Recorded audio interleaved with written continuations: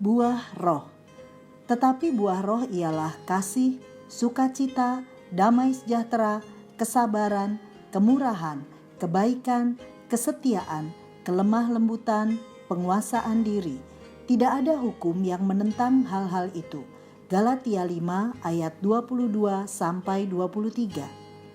Sahabat Iktus yang dikasihi Tuhan, jika kita mengaku telah menerima Roh Kristus atau bahwa kita telah mengalami pembaharuan dalam hidup dan dilengkapi dengan hidup rohani yang sehat, maka marilah kita menunjukkannya dengan buah roh yang nampak dalam kehidupan kita. Seperti halnya mereka yang hidup menurut daging, memikirkan hal-hal yang dari daging. Demikian pula mereka yang hidup menurut roh, memikirkan hal-hal yang dari roh dan menghasilkan sifat-sifat yang berasal dari roh. Paulus sebagai penulis surat Galatia menampilkan kontras yang jelas di antara gaya hidup orang percaya yang dipenuhi roh dengan gaya hidup orang yang dipimpin oleh tabiat manusia yang berdosa. Ia menekankan bahwa roh dan tabiat berdosa itu saling bertentangan. Orang percaya seharusnya hidup dalam kesalehan sebagai penangkal terbaik terhadap perangkap guru-guru palsu.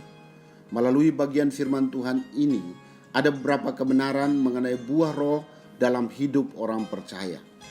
1. Buah roh adalah tanda orang percaya, ayat 24. Buah roh adalah sesuatu yang dihasilkan karena adanya Roh Kudus. Namun tidak semua orang bisa menghasilkan buah roh. Efesus 1 ayat 13 menyatakan bahwa hanya orang yang sudah percaya kepada Kristus, yaitu orang yang menjadi milik Kristus Yesus. Galatia 5 ayat 24. Yang menerima Roh Kudus. Pada waktu seseorang percaya kepada Kristus, roh datang untuk diam di dalam hatinya. Galatia 3 ayat 2. Roh Kudus yang diam di dalam hati meyakinkan akan keselamatan. Galatia 4 ayat 6. Dan Roh Kudus pula lah yang memberikan kesanggupan untuk hidup bagi Kristus dan memuliakan Dia. Roh Kudus yang dinamis ini bekerja di dalam diri orang percaya untuk menghasilkan buah roh. Jadi, seseorang yang menyatakan diri sebagai orang yang percaya kepada Yesus Kristus seharusnya memiliki tanda yang nyata dalam hidupnya, yaitu buah roh. 2. Buah roh adalah tanda kedewasaan iman. Kedewasaan iman orang percaya tentu tidaklah terjadi secara otomatis. Kedewasaan iman lahir karena proses pembentukan Allah. Ini tidak secara instan, melainkan secara bertahap. Ada 3 fakta tentang kedewasaan iman, yaitu tidak otomatis, butuh proses, dan dibutuhkan juga kedisiplinan dalam persekutuan dengan Tuhan. Iman yang dewasa adalah iman yang menghasilkan buah roh, bukan karunia roh.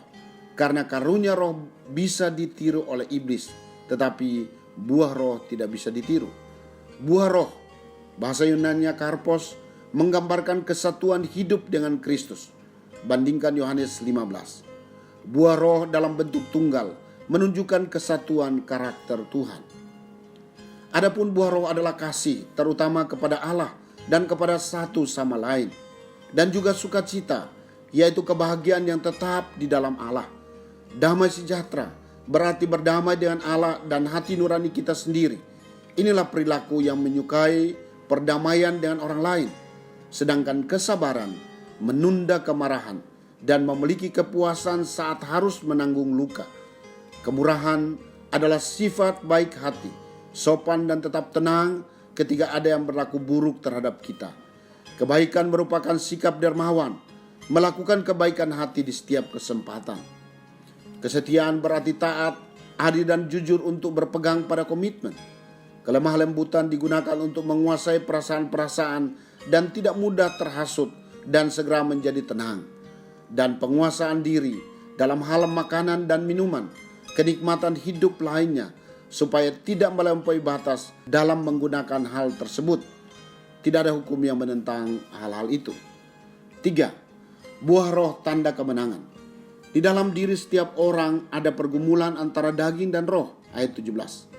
Keinginan yaitu perjuangan dan pergumulan dengan kekuatan dan tenaga, dan juga daging yang merupakan bagian diri kita yang rusak dan duniawi, berlawanan dengan keinginan roh. Daging melawan semua dorongan kehendak roh dan menolak segala sesuatu yang rohani. Di sisi lain, roh, yaitu bagian diri kita yang sudah diperbaharui, berjuang melawan daging.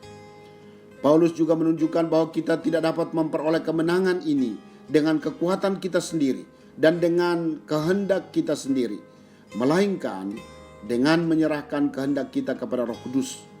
Akan tetapi jikalau kamu memberi dirimu dipimpin oleh Roh, ayat 18, ketika seseorang memberikan tempat seluas-luasnya kepada Roh Kudus untuk menguasai hidupnya, maka rohnya menang atas kedagingan.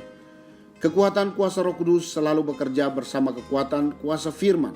Hanya dengan tinggal dalam firman ada kemenangan. Sahabat Iktus, buah roh adalah tanda bahwa seorang tinggal di dalam Kristus. Ia tidak dapat direkayasa, ia akan nampak dalam keseharian hidup. Kemunafikan hanya bersifat sementara, karena seorang akan menjadi lelah dan putus asa jika mengusahakan kebaikan dengan kekuatannya sendiri. Sebaliknya, jika kita tinggal di dalam Kristus, maka hidup yang menghasilkan buah, yaitu sifat ilahi, menyatu di dalam pikiran dan tindakan kita setiap waktu. Saya menyadari bahwa ada pertentangan yang kuat di dalam diri saya antara keinginan roh dan kedagingan saya. Kuasa Roh Kudus bekerja secara efektif seiring kuasa firman yang terus bekerja dalam diri saya melalui perenungan firman Tuhan setiap hari dan waktu bersama untuk belajar firman Tuhan.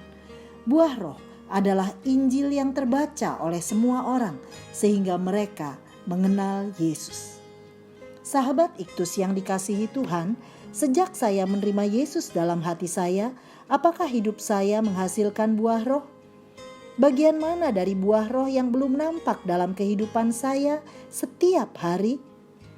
Apa yang dapat membuat saya menang dari kedagingan saya dan menghasilkan buah roh secara maksimal?